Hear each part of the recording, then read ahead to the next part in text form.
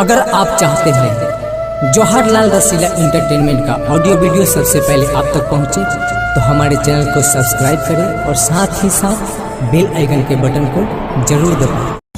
बोला बोला शंकर भगवान की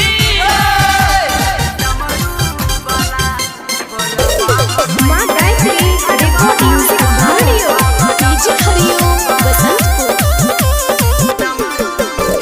पहला सोमवारी एलिया दुआरी खोलया अपन के बारी बाबा डमरू वाला।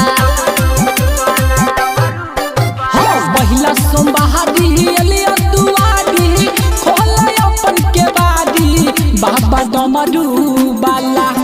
हो भोला जाटा वाला आ बोल बम कही के कर बहाला बाबा डमरू वाला।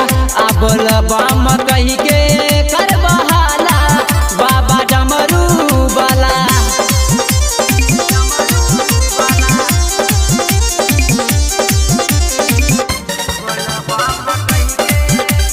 डीजे हरिओम बसंतपुर।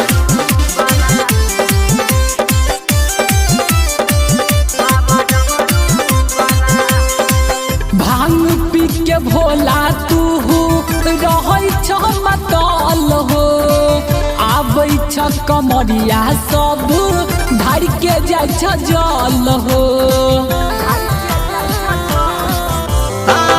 भांग पी के भोला तू रहै छ मतल हो आबै छ कमरिया सब धार के जाइ छ जल हो। एवन कहबो दुआरी तोरा हो लागैया डर भोला हमरा हयब हो। आ लागैया डर बाबा हमरा हयब हो। लकल छगाला में सगरो हो साप कहै छी हम तोरा बाबा डमरू वाला। हो भोला जाटा वाला आ बोल बम कही के कर बहाला बाबा डमरू वाला। बोल बम कही के कर बहाला बाबा डमरू वाला। अभी आप सुन रहे हैं सावरिया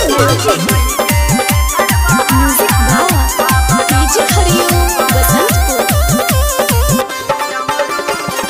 बोल बम जाई छ बाबा राहुल पंकज हो आ बैठल दुआरी छ तोरा सचिन सवरिया हो।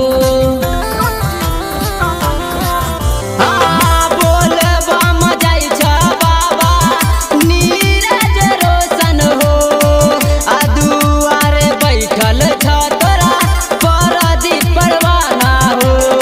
लिखै छ गीत रोशन गोढ़ैलिया एलो हो बाबा हम नजनीरोज आयल दुआरी तोरा पंकज दिनेश ददा हो दर्शन धनी सब होला एक बार तू बाबा डमरू वाला। हो भोला जाटा वाला आ बोल बम कही के कर बहाला बाबा डमरू वाला। आ बोल बम कही के